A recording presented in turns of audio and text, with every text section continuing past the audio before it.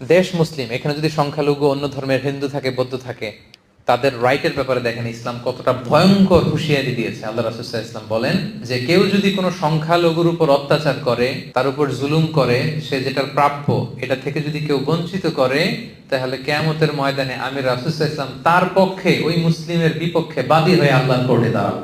আপনি নামাজ পড়তে পড়তে কপালে দাগ ফেলাই দিচ্ছেন, দাড়ি রাখতে রাখতে এত লম্বা জুব্বা, এরপরে হিন্দুদের বাড়ি দখল করতেছেন আর বলতেছেন আপনি বড় হাজী সাহেব। আল্লাহ রাসূল সাল্লাল্লাহু আলাইহি ওয়াসাল্লাম বলেন কিয়ামতের দিন আল্লাহ রাসূল ওই হিন্দুর পক্ষে থাকবে, আপনার বিপক্ষে।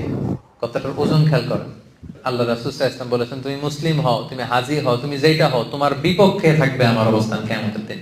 আচ্ছা, সোজা সাপটা একটা আনসার দেন। রাসূল সাল্লাল্লাহু আলাইহি ওয়াসাল্লাম যদি কারো বিপক্ষে বাদী হয়ে দাঁড়ায়, যার শাফাআত ছাড়া আমরা জান্নাতে ঢুকে কল্পনাই করতে পারি না, তিনি আমার বিপক্ষে আল্লাহর সুপ্রিম কোর্টের ট্রাইব্যুনালে আমার বিপক্ষে, জান্নাতে যাওয়ার কোনো সুযোগ কি আমার সেদিন থাকবে?